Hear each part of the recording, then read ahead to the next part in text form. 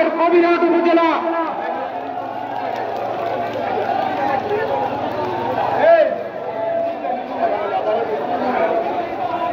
এ পর্যায়ে বক্তব্য রাখার জন্য আহ্বান জানাচ্ছি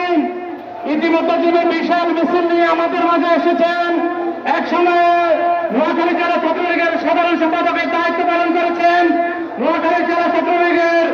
সভাপতির দায়িত্ব পালন করেছেন, বর্তমানে নোয়াখালী জেলা আওয়ামী লীগের সংগ্রামী আহ্বায়ক সংগ্রামী নেতা বক্তব্য রাখবেন।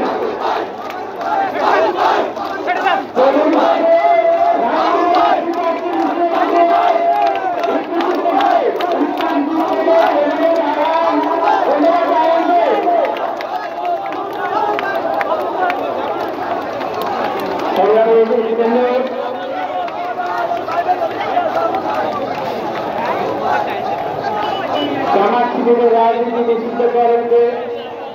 উপলক্ষে